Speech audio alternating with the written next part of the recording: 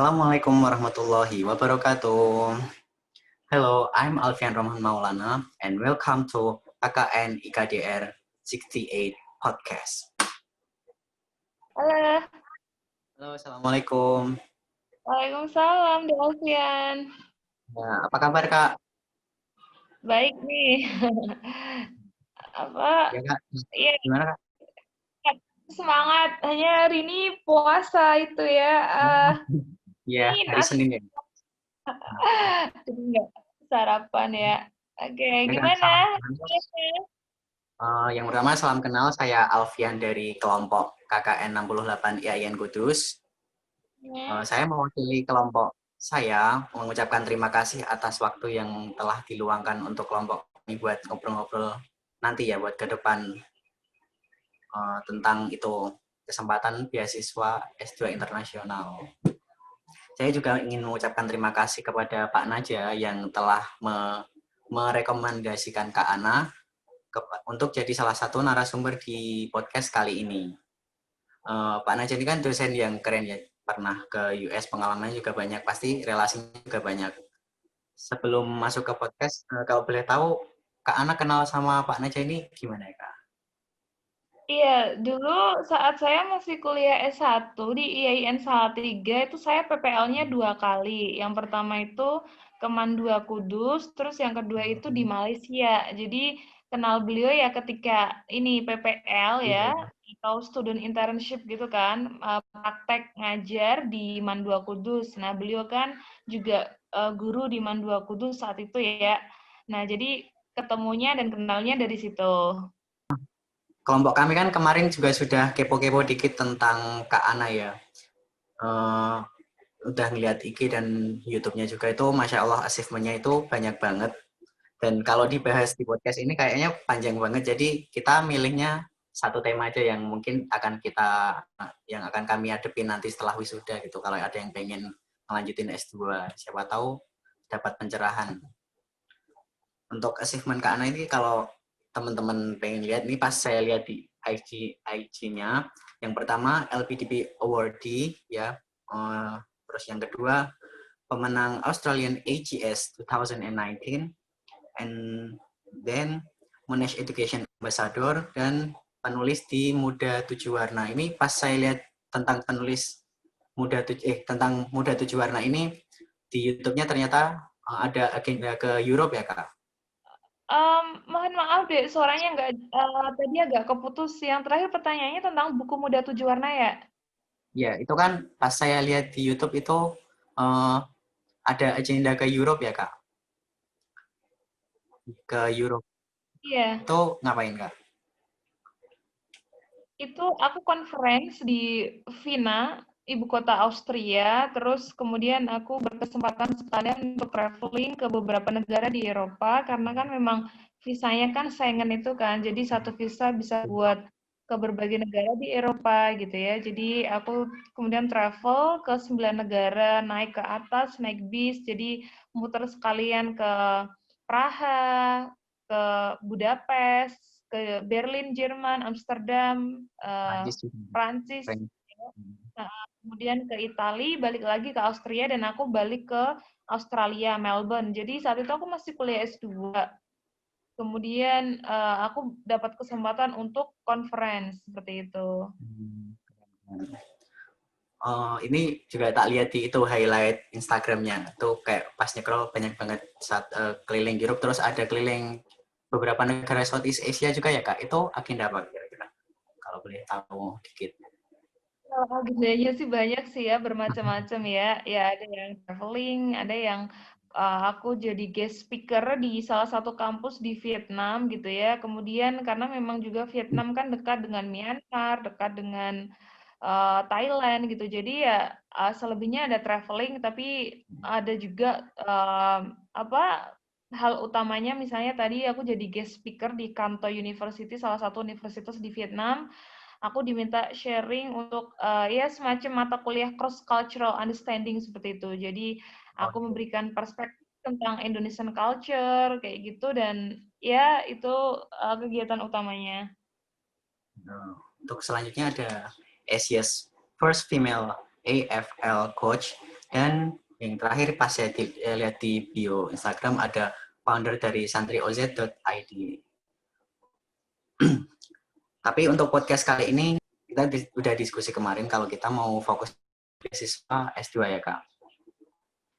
Ini kan relate banget sama keadaan teman-teman yang mungkin mau wisuda dan juga teman-teman yang mungkin masih semester-semester awal juga bisa mempersiapkan untuk nanti gimana sih buat jalanin step by step untuk menuju semester akhir dan biar wisuda dalam keadaan yang benar-benar siap buat pengajuan beasiswa. Saya nggak tahu mulainya di mana Kak, jadi mungkin langsung saja Kak Ana bisa cerita-cerita tentang itu, tentang tema kita kali ini.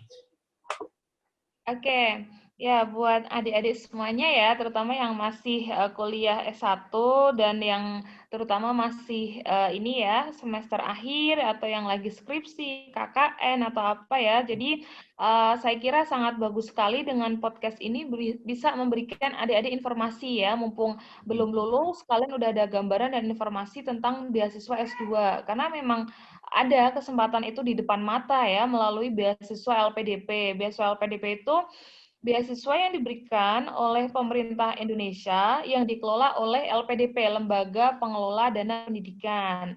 Jadi beasiswa itu untuk anak muda, anak bangsa Indonesia yang berkeinginan untuk kuliah ya, baik S2 atau S3, bisa di dalam maupun di luar negeri. Jadi teman-teman yang setelah lulus nanti bisa siap tuh, kalau udah tahu syarat-syaratnya bisa langsung daftar. Kalau memang udah yakin, mantap, mau lanjut lagi S2, jadi bisa daftar beasiswa LPDP itu. Saya kira itu perlu ya, teman-teman di IAIN, STAIN, UIN ya, atau di kampus PTAI gitu ya, untuk lebih semangat, proaktif ya, karena Kementerian Agama itu termasuk salah satu Dewan Penyantun Dana LPDP gitu ya. Jadi saya sangat senang kalau banyak anak-anak di PTAI itu bisa apply beasiswa gitu ya. Apalagi kemarin saya kuliahnya dengan beasiswa LPDP itu di Australia ya, di Monash University, jurusan aku TESOL, Teaching English to Speakers of Other Language di Faculty of Education. Karena kan S1 saya kemarin tarbiyah, pendidikan bahasa Inggris ya. Jadi aku Sama ya. ambilnya juga pendidikan dan pengajaran bahasa Inggris atau TESOL ya. Jadi linear gitu. Kalaupun nggak linear nggak masalah ya. Yang penting ini sesuai kebutuhan teman-teman terkait jurusan atau studi yang mau dipelajari, itu tergantung bakat, passion teman-teman, atau nanti tergantung skripsi juga teman-teman seperti apa gitu ya. Nah, kemarin senang banget kuliah di Australia dengan beasiswa LPDP selama 2 tahun, dan itu dibiayai semua kuliah, biaya. Jadi aku conference itu juga dari LPDP ya, tapi ada batas maksimal budgetnya. Tapi yang jelas senang banget udah ditanggung juga conference, biaya visa, biaya persiapan keberangkatan, biaya jadi ada banyak komponen biaya ya tentunya yang mendukung studi kita. Jangan khawatir, yang jelas masalah biaya udah ditanggung semua sama LPDP, dan itu kuliah di Australia, di luar negeri itu mahal banget gitu ya, dan semua dibiayai sama LPDP. Dan alhamdulillah tentu kuliah di luar negeri itu mendapatkan pengetahuan, pengalaman yang tentunya luar biasa ya, maksudnya bagaimana merasakan pendidikan di negara maju, kemudian bagaimana lingkungan kuliahnya yang sangat kondusif, suportif gitu. Jadi bersyukur banget bisa kuliah gratis tis gitu ya, dan itu didanai sama pemerintah Indonesia. Dan jadi saya sangat ini mengharapkan adik-adik yang masih semester ini ya 7 atau semester 5, 6, 7, 8 gitu ya, udah mau wisuda, mulai tuh baca persyaratan LPDP itu apa gitu ya. Nah, karena ini kan podcast ya, jadi saya nggak sharing slide PowerPoint gitu, tapi yang jelas ada hal-hal penting yang adik-adik bisa lakukan. Yang pertama, karena kan teman-teman udah punya HP, punya Google, punya internet, nanti langsung diketik saja di Google ya, beasiswa LPDP. Nah, nanti akan muncul website LPDP, diklik, nah nanti masuk ke websitenya, di situ ada syarat-syarat beasiswa LPDP, jenis-jenis beasiswanya, kayak gitu.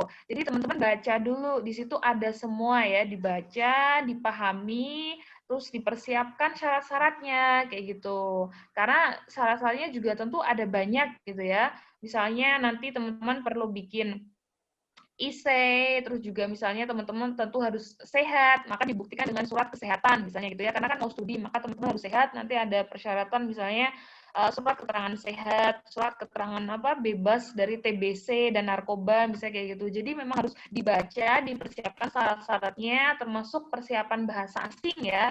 Ya, karena kan kalau misalnya mau kuliah ke Australia kan harus bisa bahasa Inggris. Kalau misalnya mau ke Timur Tengah, ya berarti persyaratannya bisa juga pakai yang TOEFL atau yang bahasa Arab itu ya gitu. Kalau mau ke Perancis ya bahasa Perancis mungkin ya, yang jelas tentu persyaratan bahasa itu juga wajib. Nah, untuk bahasanya Inggris, Arab atau Mandarin tergantung negara tujuannya. Yang jelas kalau adik-adik udah tahu syarat-syaratnya maka bisa dipersiapkan dari sekarang, karena juga persyaratan bahasa itu nggak bisa instan ya, nggak bisa mendadak seminggu langsung bisa bahasa Inggris, itu nggak bisa ya. Jadi dari sekarang teman-teman bisa sambil digunakan waktunya untuk buka YouTube, untuk buka berita berbahasa Inggris gitu ya. Jadi biar mulai familiar dengan kosakata bahasa Inggris gitu ya.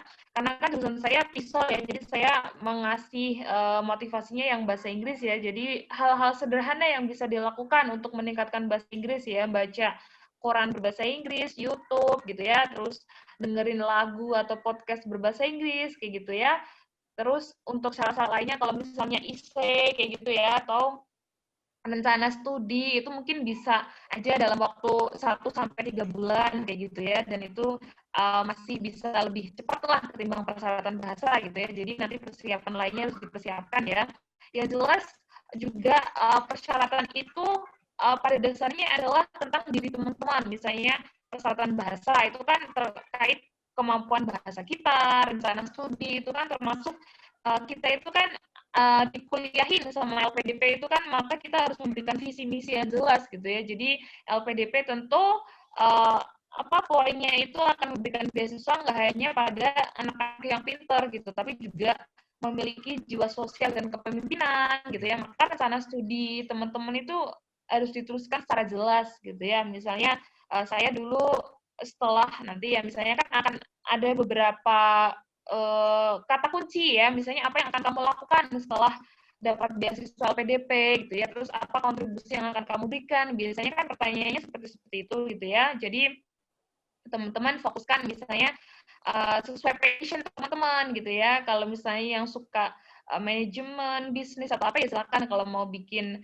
startup yang bisa buat mengangkat pekerja-pekerja lokal di daerah teman-teman misalnya. Kalau saya kan biasanya bahasa Inggris ya, jadi misalnya kalau saya ya setelah lulus dari Australia dengan beasiswa LPDP ya, saya ingin berkontribusi dengan kembali ke kampus IAIN Salatiga, misalnya memberikan perspektif dan pengalaman saya dari Australia untuk pengembangan bidang bahasa, misalnya seperti itu ya. Jadi teman-teman harus mulai fokus nanti kontribusi apa yang akan dilakukan teman-teman. Dan ini ya bagi Alfian dan teman-teman yang lagi KKN gitu ya, itu kan juga kesempatan untuk memberikan kontribusi kepada masyarakat gitu ya. Jadi ini kalian sudah mulai dilatih tuh untuk memberikan sesuatu kepada masyarakat ya. Jadi jangan merasa minder gitu ya, percaya diri. Terus itu masalah penulisan juga ya. Nanti makanya syarat beasiswa itu nggak bisa dadakan ya, harus dipersiapkan berbulan-bulan gitu. Termasuk rencana studi itu perlu dipikir, ditulis, dan refleksi dari kegiatan-kegiatan kalian, KKN, prestasi kalian, atau ikut organisasi, ikut lomba, atau apa, gitu ya. Mungkin sementara itu dulu Alfian, sambil saya kasihkan kamu pertanyaan-pertanyaan lagi silakan ya. Untuk kita kan, misal yang dari saya dan teman-teman kan udah semester akhir nih, kan mungkin tadi disebutkan bahwa pengalaman organisasi itu penting, tapi gimana Kak buat teman-teman yang mungkin udah jalanin semester 1 sampai 7 kemarin, tapi pengalaman organisasinya kurang, itu kayak saya dulu kan cuma ikut satu organisasi selama kuliah 2, tapi yang satu belum jadi UKM resmi. Itu gimana Kak? Apa masih bisa berpotensi untuk pengajuan beasiswa? Saya kira nggak masalah ya, itu kembali lagi tergantung Alfian dalam mengemas bahasanya dalam tulisan nanti ya.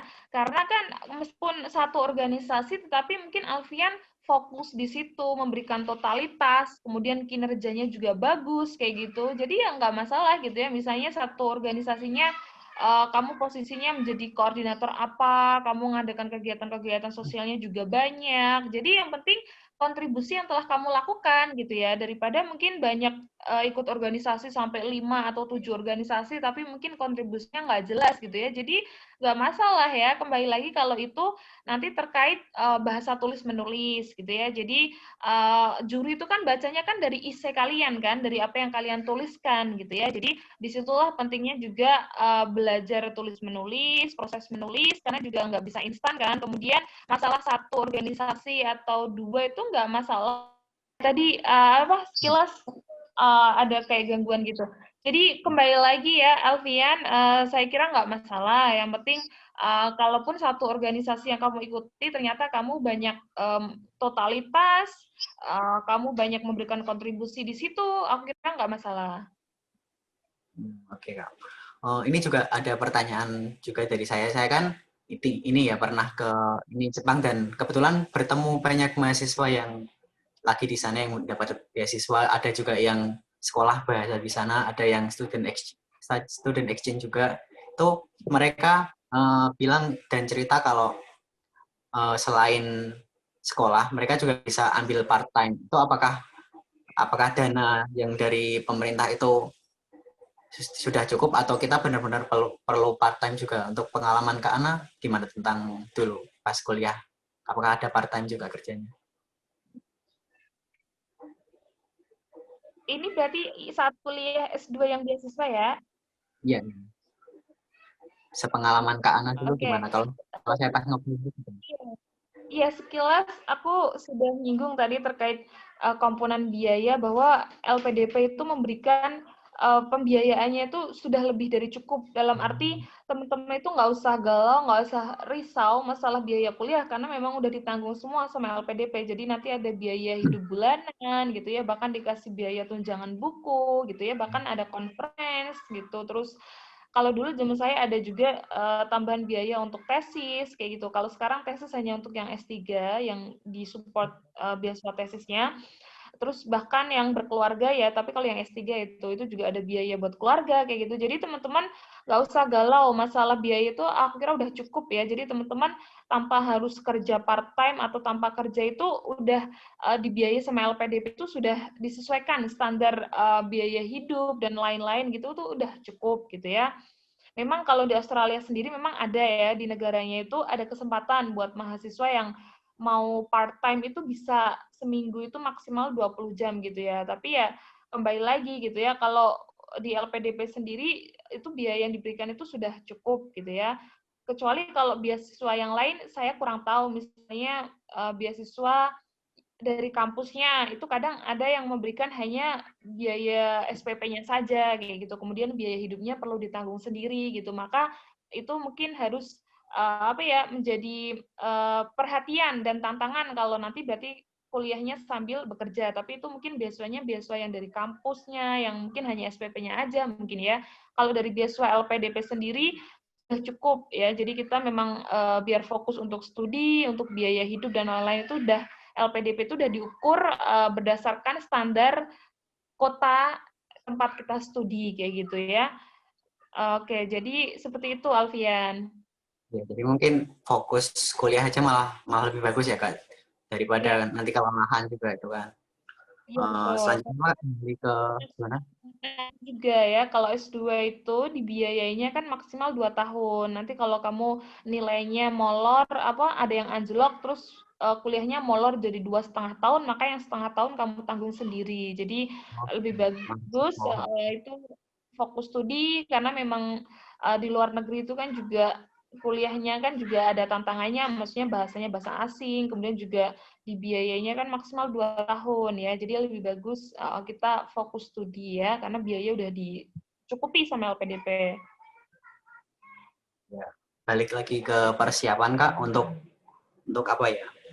Untuk penulisan essay ini gimana Kak kira-kira? Kira-kira yang perlu dimuat di essay poin-poin pentingnya itu apa Kak? Untuk pengajuannya?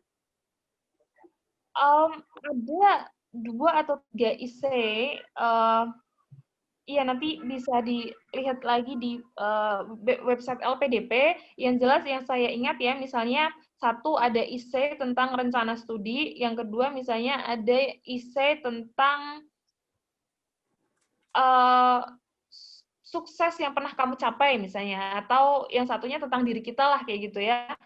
Jadi terkait essay itu sebenarnya satu kata kuncinya itu adalah menulis tentang diri kita sendiri kayak gitu. Jadi kita nggak menulis tentang orang lain ya, kita menulis tentang diri kita sendiri karena juri itu pengen tahu kamu itu kelebihannya apa, kekurangannya apa.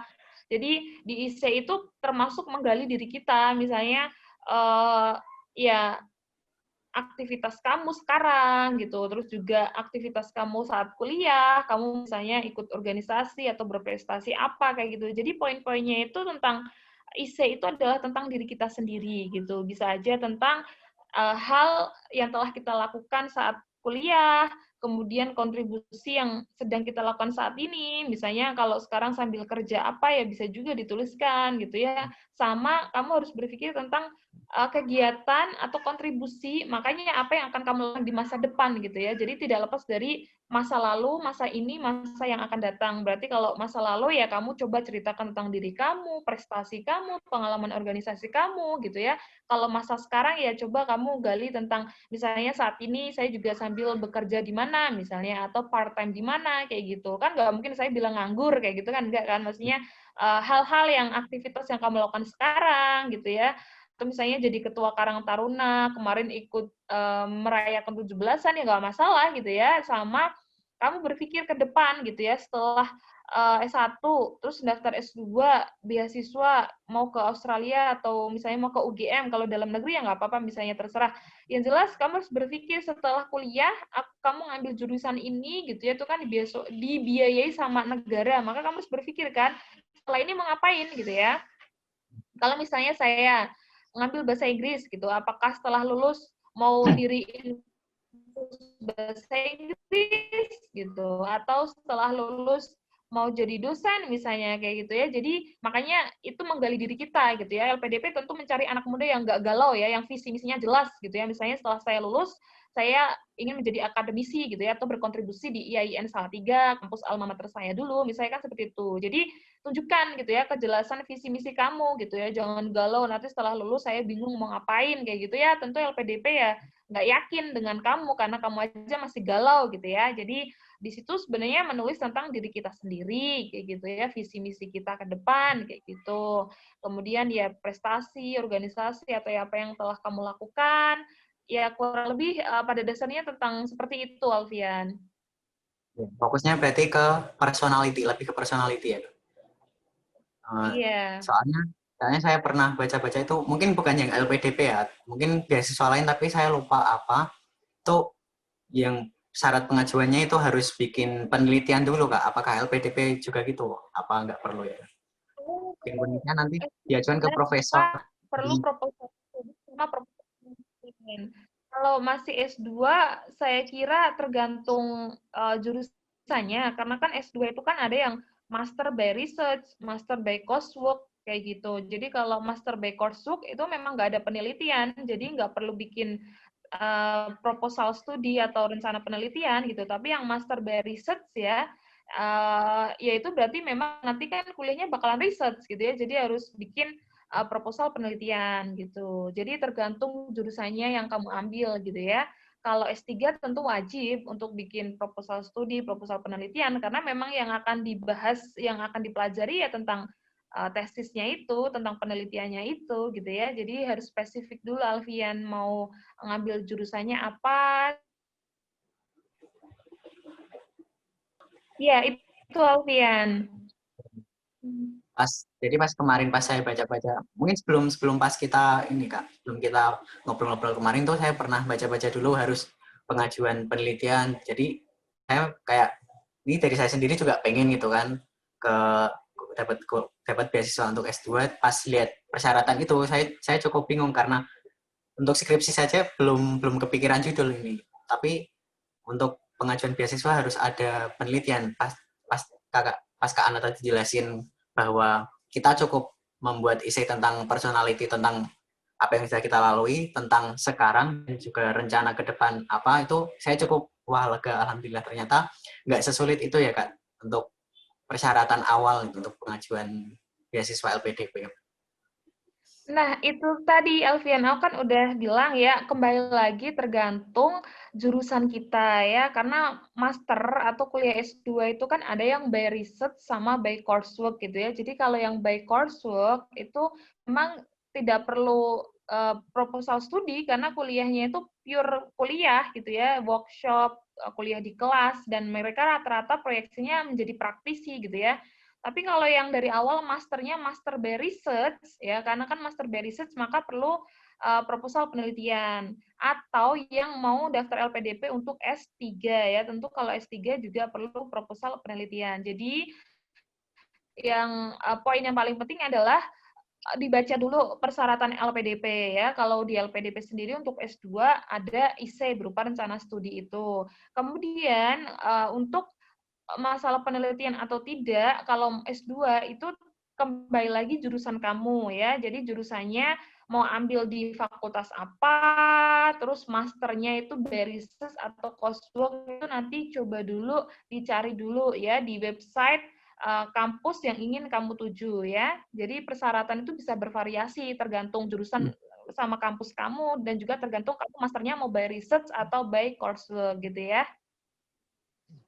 Oke Kak, terima kasih. Jadi untuk persiapan, saya kira pembahasannya kurang lebih seperti itu ya Kak. Ini mau lanjut ke saat menjalani kuliah di Australia. Yang pertama tentu saja tentang culture shock Kak. Untuk kita kan Muslim ya Kak, tentu saja di negara yang baru, yang dimana Muslim itu juga nggak mayoritas, pasti kan agak kesulitan tentang gimana kita sholat 5 waktu dan juga tentang cari makanan halal. Ini juga pengalaman saya pas ke Jepang ini juga agak sulit, bahkan untuk sholat aja perlu perlu pindah pindah stasiun dulu gitu lah untuk nyari masjid.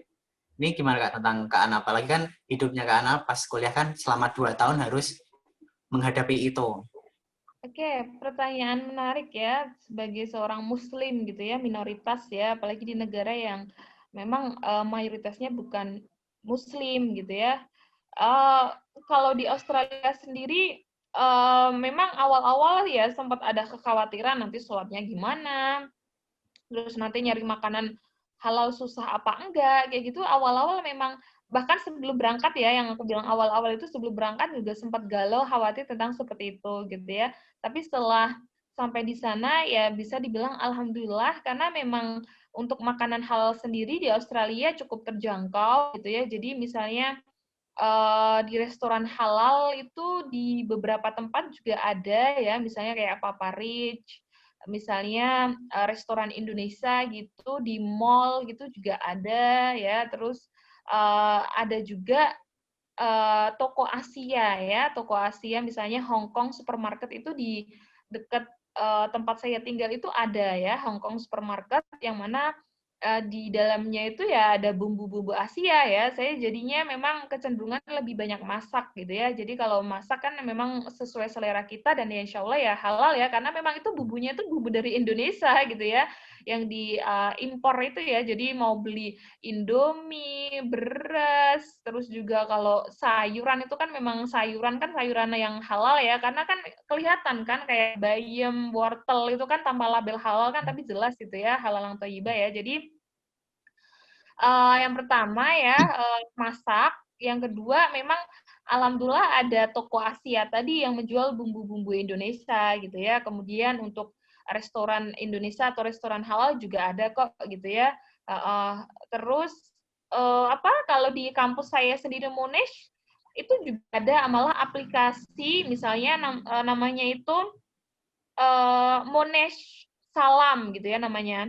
Itu aplikasi yang memberikan panduan gitu, misalnya mau cari makanan halal di sekitar kampus, terus misalnya mau cari beberapa tempat buat praying room, misalnya kayak gitu juga ada ya. Kemudian untuk sholat gitu ya, ternyata juga saya terkejut kalau di kampus saya sendiri ternyata juga disediakan kok tempat sholat gitu ya. Jadi ada religious center ya, pusat keagamaan yang mana itu satu gedung di dalamnya buat tempat beribadah beberapa keyakinan. Jadi misalnya religious center itu di dalamnya juga ada musola, di dalamnya ada ruangan untuk bagi yang Buddha, Hindu, terus juga ada semacam gereja, ya semacam gereja juga gitu ya. Jadi di kampus saya itu ada religious center gitu ya. Jadi alhamdulillah ya ada memang tempat khusus buat sholat itu disediakan di religious center. Saat itu juga kalau sholat bisa ketemu teman-teman dari Indonesia atau Muslim dari berbagai negara yang kuliah di Monash kayak gitu. Terus untuk menyikapi hal lain, misalnya kalau religious centernya lagi penuh atau misalnya kita sendiri kadang pas kerjain tugas gitu, misalnya lagi PW gitu ya mau ke religious center misalnya agak jauh, misalnya bisa juga cari kelas biar itu kayak itu juga nggak masalah. Yang jelas di Australia itu selama kita nggak ganggu orang lain pas tempatnya kayak buat sholat nggak masalah, nggak ganggu orang lain kayak gitu prinsipnya. Kak, maaf Kak, lagi ada di jadi rumah saya dekat masjid ini ada mau break dulu nggak apa-apa ya Kak?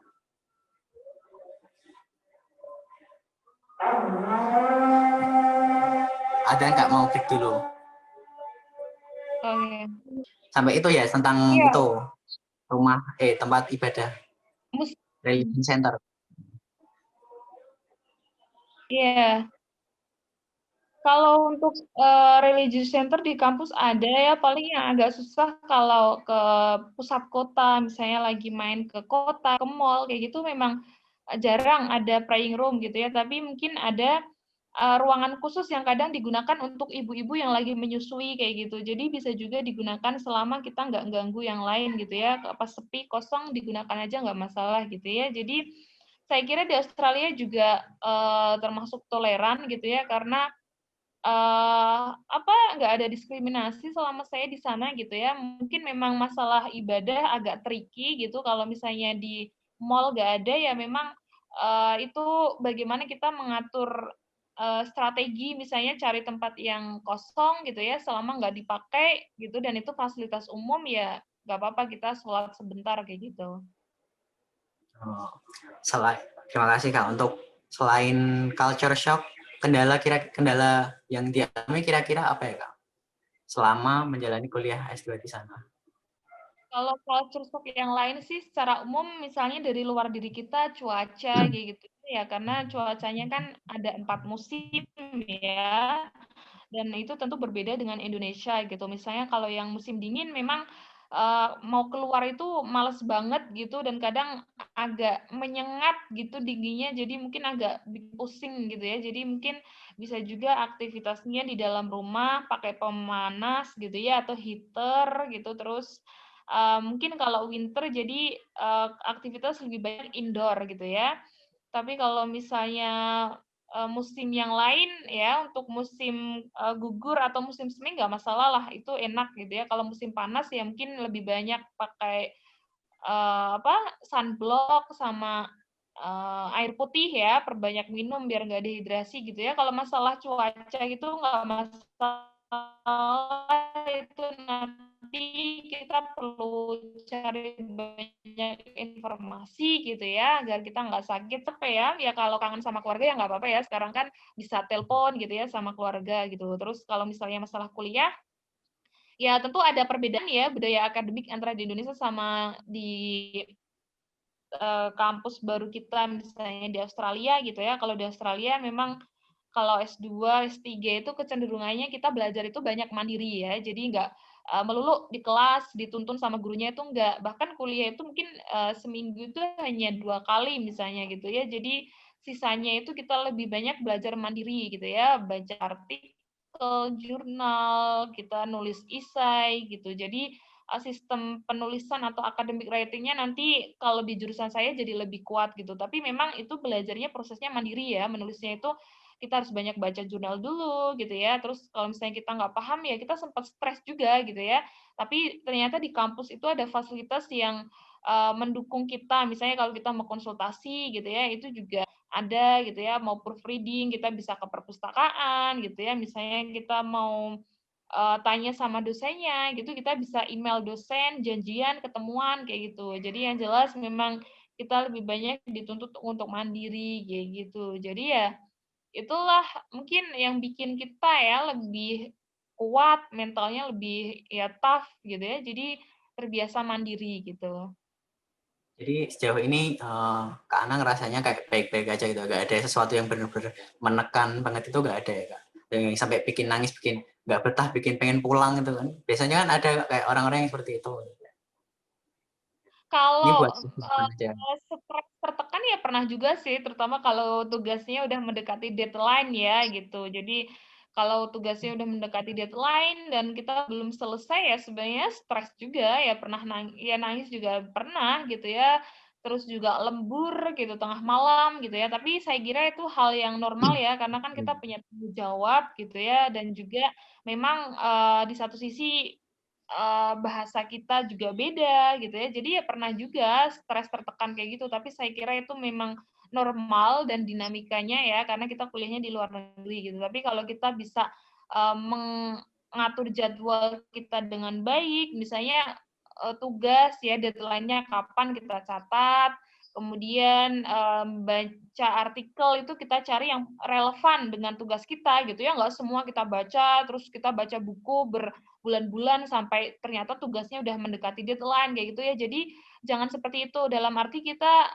makanya belajar untuk mengatur jadwal gitu ya. Jadi kita belajar mandiri itu dalam arti bagaimana kita bisa memanajemen waktu kita, kemudian juga jangan sampai kita sakit. Makanya kita juga perlu kalau aku Sabtu Minggu belanja, beli buah gitu, beli bekal-bekal yang bisa aku bawa ke kampus gitu ya. Jadi kita perlu menjaga kesehatan juga karena kalau udah ada tugas yang mendekati deadline juga agak puyeng juga gitu ya. Tapi makanya kembali lagi ke diri kita bagaimana kita mengatur waktu gitu, bagaimana kita mengatur kegiatan kita kayak gitu. Jadi selain itu misalnya kita bisa juga diskusi ya atau bikin grup-grup sama teman-teman, baik teman di kelas maupun kita cari orang Indonesia yang bisa diajak diskusi kayak gitu ya. Jadi nanti kembali lagi ke diri kita bagaimana kita bisa memanage waktu, memanage kegiatan, terus juga kuliah-kuliah kita harus tahu deadline-nya kapan, makanannya ya gitu, kesehatan tubuh juga perlu diperhatikan, jangan sampai lembur terus-terusan sampai nggak istirahat gitu ya. Jadi perlu seimbang juga dan itu kembali lagi ke diri kita gitu. Saya kira kalau kita bisa teratur, insya Allah semuanya akan terlewati dan alhamdulillah 2 tahun udah terlewati dan senang juga sih kalau dipikir-pikir meskipun ada tertekan stresnya tapi senang juga kuliah di luar negeri dengan hal-hal seperti itu yang memang akhirnya bikin kita lebih kuat gitu ya terus juga dapat pengalaman-pengalaman lain gitu ya misalnya bagaimana kita ya berdiskusi sama teman dapat teman baru gitu ya terus juga uh, misalnya setelah full kuliah 1 semester kan habis itu juga ada liburannya kayak gitu ya. Jadi nanti juga ada waktunya yang kita bisa buat refreshing kayak gitu. Jadi nggak masalah lah itu ya namanya dinamika hidup di Ya. luar negeri lah gitu ya. Saya kira pasti bisa ya. Nah, insya Allah kalau kita proaktif gitu ya nggak banyak galau merenung di kamar nggak bercerita ke orang lain maka ya nanti bisa stresnya ditanggung sendiri gitu ya tapi kalau kita cari teman bergaul terus kita juga atur jadwal kita kayak gitu terus juga kesehatan diperhatikan insya Allah nggak masalah ya deh jadi insya Allah akan bisa terlewati dengan bagus ya. Ini jadi kayak mirip-mirip sebenarnya kuliah di Indonesia dan S1 pun kan hampir sama ya Kak. Kayak kita kalau nggak pinter atur jadwal juga tugas kita juga berantakan. Terus waktunya juga kita pasti H-1 H-1 terus bahkan H- beberapa jam kayak gitu. Jadi memang yang penting bagaimana manage waktu dan memanage diri sendiri kesehatan juga Kak. Dan juga sosial sama teman-teman juga. Lagi Kak untuk pertanyaan lagi itu untuk kira-kira yang menjadi perbedaan yang mencolok gitu Kak, yang tentang apa ya, tentang pergaulan di Indonesia sama di Australia gitu. Gimana kita menyesuaikan sama orang luar kan kalau kita sama orang negara sendiri kan walaupun kadang ada cekcok kan kayak mudah gitu untuk menyelesaikan. Tapi kalau sama orang luar itu gimana Kak? Kan kadang ya ada yang sensitif gimana? Iya, ya itu karena perbedaan budaya, perbedaan peraturan, terus juga Pakai iya fikih. secara kita nggak bilang etnis ya, memang memang beda ya dari segi orang Australia, misalnya kecenderungannya keturunan Inggris, keturunan Eropa, sementara kita mungkin orang Indonesia ya yang kalau dibilang secara fisik memang perbedaan kulit kelihatan ya, perbedaan cara berpikir juga kelihatan gitu ya. Tentu bisa juga itu menimbulkan konflik gitu misalnya ya. Nah, itu juga kembali ke diri kita sendiri ya. Kan ada juga pepatah Jawa kalau misalnya beda tempat itu kan beda peraturan, maka kita harus pahami peraturan di negara tersebut kayak gitu. Misalnya kalau kalau misalnya terkait orang per orang gitu ya, selama kita nggak ganggu orang tersebut sih nggak masalah kalau di Australia gitu ya. Misalnya kalau kita bawa sepeda atau bawa mobil gitu ya, selama kita nggak parkir sembarangan di tempat orang, itu kan ganggu hak orang lain. Nah, kalau gitu bisa jadi masalah gitu ya. Tapi kalau kita paham ini bukan area kita, bukan hak kita, bisa didenda ya, maka kita menghindari itu gitu ya. Jadi kalau orang per orang itu yang penting prinsipnya selama kita nggak ganggu orang lain, selama kita nggak mengambil hak orang lain itu nggak masalah gitu. Terus yang kedua, kalau misalnya terkait peraturan, maka kita harus pahami peraturan di negara tersebut ya. Kalau misalnya kita nyebrang jalan itu nggak bisa sembarangan nyebrang kayak gitu ya. Jadi kita memang harus paham kalau nyebrangnya itu di tempat penyeberangan jalan ya. Terus juga kita harus nunggu kalau ada gambar kaki hijau misalnya di rambu lalu lintas itu maka kita baru boleh nyebrang, dan itu juga ada garisnya khusus buat penyeberang jalan kayak gitu ya. Karena kalau nggak gitu kita bisa didenda gitu ya. Terus misalnya kalau yang pakai mobil gitu ada batas kecepatannya. Kalau misalnya di jalan ini maksimal 70, tapi kalau kita 72 km per jam ya, maka nanti ini uh, plat nomor kita akan kena CCTV. Jadi nanti akan dikirimi surat yang dikirim ke rumah untuk bayar denda kayak gitu. Jadi satu, kita tentu harus cari informasi dan perbanyak informasi dan pahami peraturan di tempat dan negara tersebut gitu. Yang kedua, kalau terkait orang per orang gitu ya, saya kira konflik tentu akan ada, tapi selama kita tidak mengganggu orang lain, nggak mengganggu hak orang lain, saya kira nggak masalah kayak gitu. Bahkan mungkin orang Indonesia itu juga dengan ya kadang kita suka nyapa, suka kepo kayak gitu, kadang bisa dibilang orang Indonesia itu ada yang bilang ramah, friendly kayak gitu. Jadi kalau misalnya kita sewajarnya ya uh, nyapa, bertanya kayak itu nggak masalah, itu hal normal gitu. Tapi yang penting hak-hak orang lain yang misalnya apa tadi yang seperti saya bilang nggak kita ganggu gitu ya, nggak masalah gitu ya. Misalnya ya kalau ke kampus misalnya kan kita bisa bawa makanan terus kita taruh di kulkas di kampus gitu ya. Kalau kita ambil makanan ya selama itu makanan kita nggak masalah gitu ya. Tapi kalau itu makanan orang lain yang kita ambil ya bisa kena masalah gitu ya. Yang penting nggak ganggu atau nggak mengambil hak orang lain. Prinsipnya itu ya, Alfian. Kalau Kak Ana sendiri, pengalamannya Kak Ana sendiri itu pernah nggak kayak melakukan kesalahan yang itu sebenarnya saya nggak sengaja, saya nggak tahu atau emang pokoknya intinya sebuah kesalahan, dan gimana Kak Ana menghadapi itu? Kalau yang pernah itu ini ini apa yang jadi kalau misalnya kita naik transportasi umum itu kan kita pakai kartu ya yang buat di tap itu kan gitu. Nah saat itu saya lagi keburu-buru, saldo aku minus kayak gitu. Tapi ternyata di stasiun pemberhentian itu ada petugas yang kadang ngecekin kartu kita gitu, saldonya berapa berapa kayak gitu. Nah saat itu saldo aku minus karena aku keburu ngejar kereta kayak gitu. Nah itu aku kena denda itu. Jadi itu kan mestinya bisa dibilang juga iya saldo aku minus belum sempat isi itu ya pelanggaran gitu ya. Jadi aku pernah melakukan hal itu. Gimana ya? Aku sebenarnya nggak sengaja juga sih karena maksudnya apa posisi aku itu keburu-buru dan itu udah ada kereta gitu kan. Jadi mau isi dulu itu kan harus butuh beberapa menit kan. Sementara keretanya udah mau jalan gitu ya. Jadi aku rencananya nge-tap kartu aku isi saldo lagi itu nanti pas tiba kayak Baik. gitu. Nah, cuma karena keburu ngejar keretanya, maka saldo aku minus gitu ya. Terus kebetulan ada petugas yang kayak kalau di Indonesia tilang gitu ya, di Indonesia itu semacam tilangan kayak itulah. Nah, otomatis ya konsekuensinya ya aku kena denda gitu ya. Tapi bagusnya di Melbourne juga sistemnya memang dendanya itu nggak langsung diminta saat itu, enggak, tapi ya otomatis aku dimintai alamat rumah, terus nanti dikirimin surat untuk membayar denda gitu ya. Jadi membayar denda itu kan mahal gitu ya. Bayangin aja denda kayak gitu itu aku kemarin berapa ya? Kalau dulu itu $10 ya, tapi kok pas zaman itu naik gitu. Kalau nggak salah kayak itu 200 apa ya.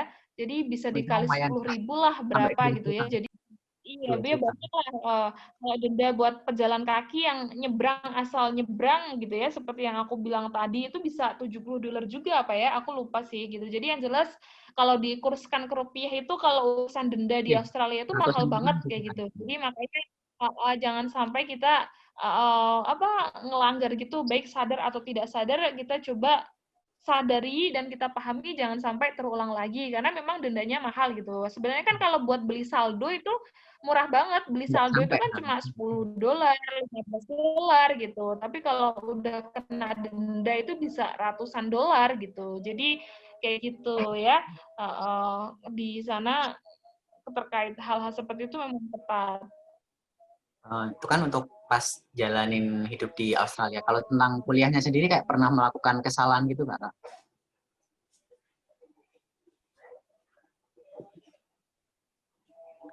Apa ya, kalau kuliah kesalahan itu ya nggak ada sih. Kuliah itu kan proses pembelajaran ya gitu. Jadi pada dasarnya nggak ada salah benar itu enggak sih. Kalau di Australia juga memang kita itu dididik, kita tuh nggak ada yang salah, tetapi memang argumen kita yang harus kuat. Terutama kalau kita menulis essay, itu memang kita topiknya harus jelas, argumen kita apa itu harus kuat, tapi kemudian tentu ya sebagai orang ilmiah kan harus dibuktikan dengan data gitu, informasi-informasi yang relevan kayak gitu. Jadi nggak ada istilah salah benar itu nggak ada ya.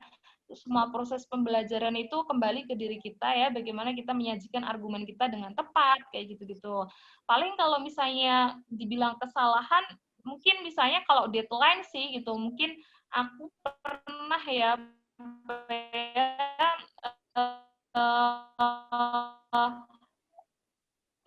mau minta perpanjang 2 Agustus gitu ya, tapi ternyata essay kita kok belum selesai kayak gitu. Ya itu mungkin sebenarnya kesalahan diri kita kayak gitu ya. Mengapa kok kita jauh-jauh hari nggak kita persiapkan lebih awal lagi kayak gitu. Jangan sampai udah deadline, karena kalau udah deadline itu kan kita ngumpulin tugasnya itu kan lewat online ya. Jadi kalau misalnya telat 1 menit, maka situsnya itu nanti udah ketutup sendiri. Kita udah nggak bisa lagi ngumpulin tugas itu gitu ya. Dan itu kan bisa fatal karena nilainya kan bisa mempengaruhi nilai semester kita kayak gitu. Padahal kita kan kuliahnya dengan beasiswa, jadi kita harus berusaha minimal IPK kita kan minimal kalau bisa 3 lah minimal gitu ya. Jadi kalau kesalahan yang paling menakutkan ya seperti itu sih, kalau misalnya kita telat ngumpulin tugas, padahal itu situsnya udah ketutup gitu ya, jadi kita udah nggak bisa submit lagi kayak gitu. Jadi nggak sampai kesalahan atau melanggar sesuatu yang sampai bikin panik banget ya pas kuliah ya, Kak? Masih hal-hal yang wajar lah pas jalanin dulu. Iya. Hmm. Bentar, Kak. Nah, ini ada lagi mungkin common common question ya, Kak. Kayak nanya orang kan yang masih belum pernah ke luar, kan kayak kira-kira hal yang menyenangkan yang paling berkesan pas jalan itu kayak gimana, Kak?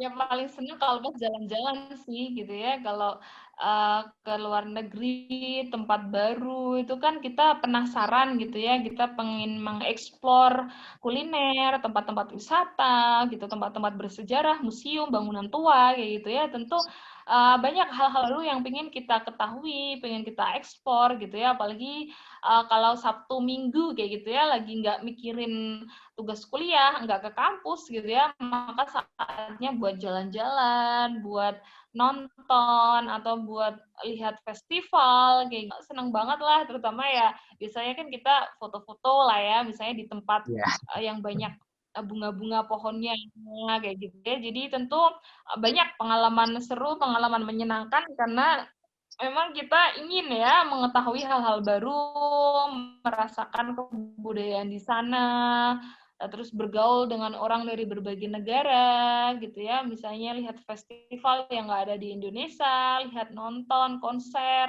atau main nyoba kuliner kayak gitu ya. Jadi tentu seneng ya ada hal-hal baru yang bisa kita eksplor ya, kita rasakan ya, dan jadinya kan nanti pengalaman seru kayak gitu. Nah, ini balik lagi ke tentang pengambilan beasiswa LPDP, Kak.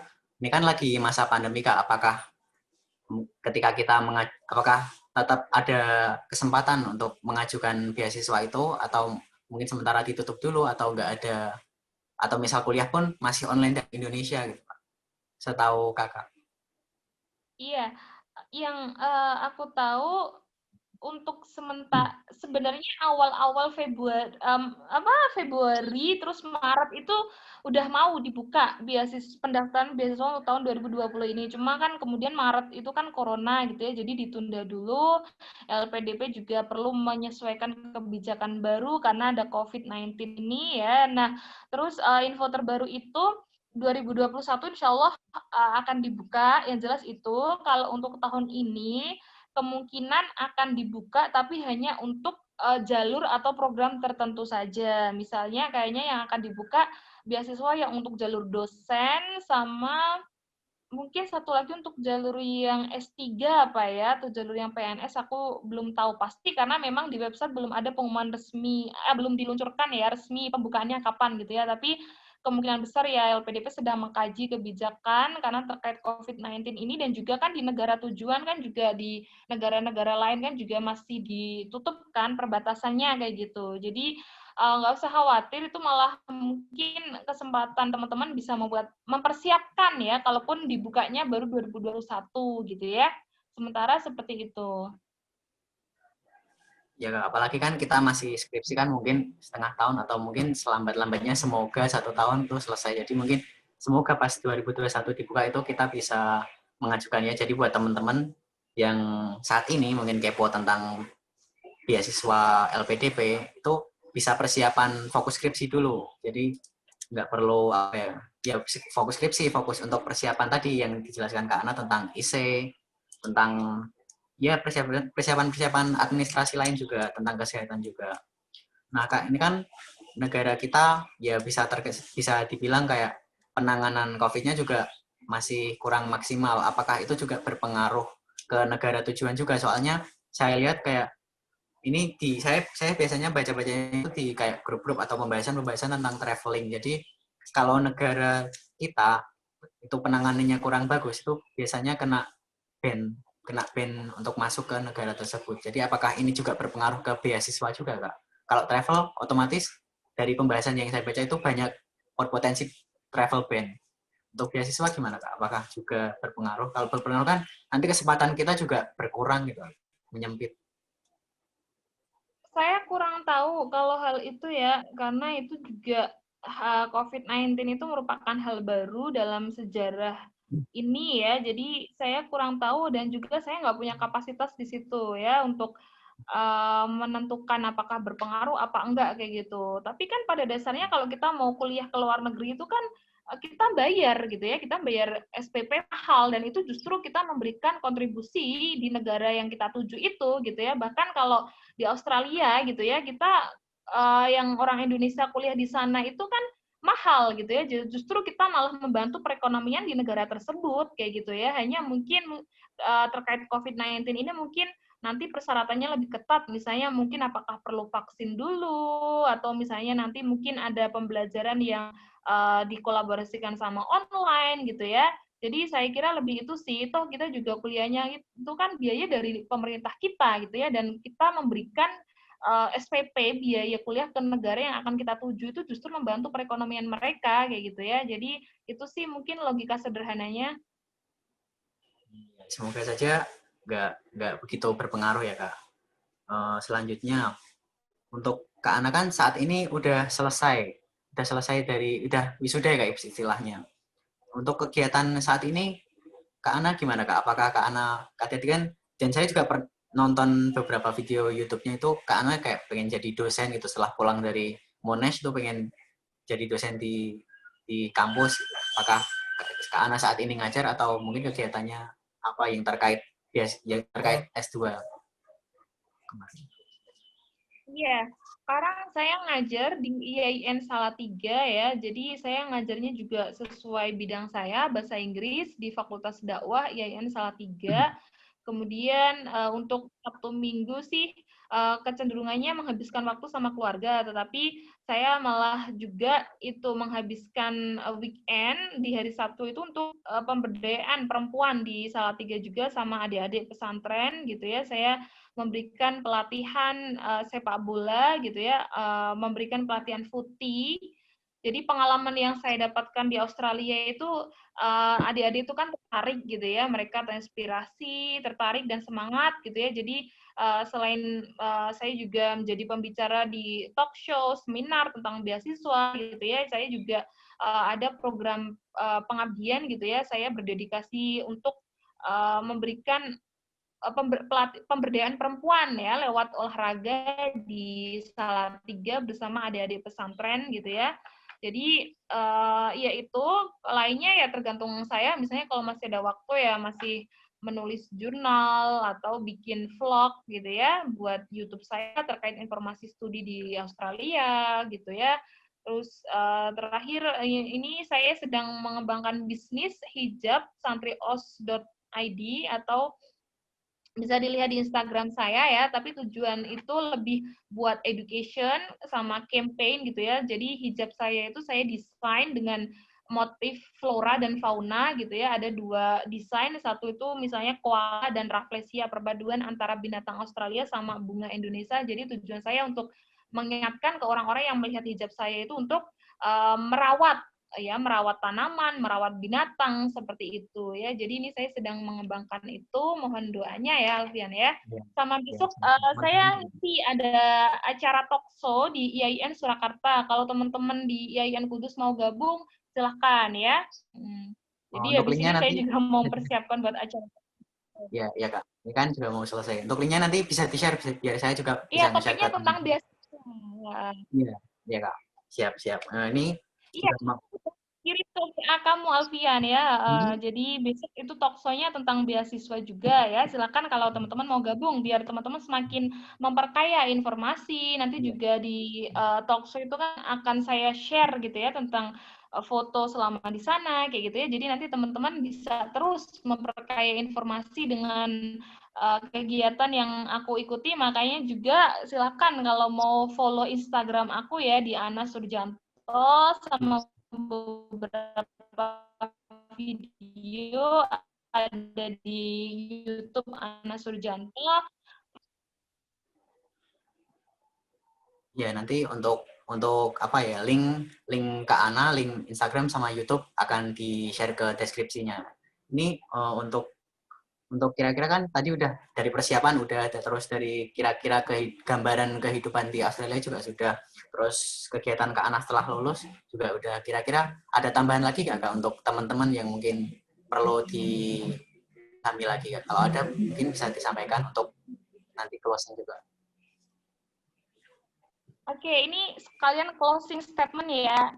Jadi Ya, Kak. karena tutup ya mungkin dengan sedikit motivasi lagi ya.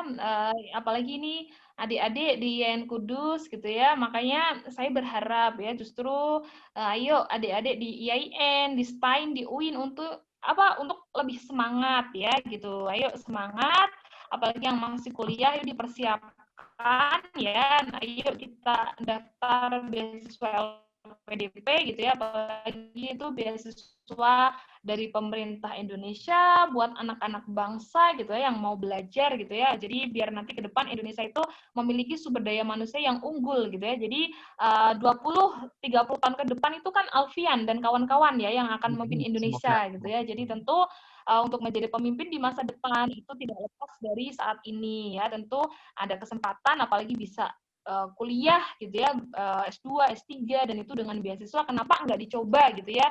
Ya saya ingin menyemangati teman-teman adik-adik kalau saya aja yang dari desa di Boyolali, kuliahnya juga di IAIN gitu ya, bukan kampus favorit misalnya seperti UGM atau UI, tapi ternyata bisa membuktikan itu gitu ya. Jadi kuncinya adalah selama kita memiliki mimpi, kita memiliki cita-cita yang jelas gitu ya, apalagi kalau kita proyeksinya ya di masa depan kita yang akan membangun ya Kudus, yang membangun Salatiga, yang membangun Jawa Tengah adalah teman-teman saat ini, maka ayo terus kejarlah cita-cita kamu gitu ya. Tentu itu butuh proses, butuh perjuangan, tapi nggak masalah, itu bisa dipersiapkan gitu ya, bisa dipelajari gitu ya, maka ya silakan dipersiapkan, diperjuangkan gitu ya. Kalau misalnya sekali daftar langsung keterima ya alhamdulillah, kalau misalnya pun ada yang gagal, coba lagi gitu ya, karena gagal itu bagian dari kesuksesan yang tertunda gitu ya. Yang jelas itu bagian dari perjuangan. Kalau adik-adik berjuang gitu ya, gigih, konsisten gitu ya, maka saya kira adik-adik akan menggapai apa yang menjadi mimpi-mimpi kalian gitu ya. Dan ya saya berharap ya kalian bisa ya mendapat kesempatan itu gitu ya. Ayo, saya berharap akan ada the next-nya Kak Ana gitu ya. Oke, kejarlah mimpi kalian, keep your dreams come true gitu ya. Semangat dan juga persisten, dan nanti suatu saat kalian akan merasakan ya manisnya perjuangan itu gitu ya. Jadi manjada wajada lah ya, siapa yang bersungguh-sungguh pasti akan berhasil gitu ya. Jadi insya Allah ya diperjuangkan ya. Ayo setelah ini ya daftar LPDP, Bismillah ya, dan semoga kalian bisa keterima, bisa jadi the next-nya Miss Ana. Oke, seperti itu Alfian. Terima kasih Kak untuk closing sekali lagi. Ini saya mengucapkan terima kasih. Ini beruntung banget ya bisa ngobrol langsung sama Kak Ana ya.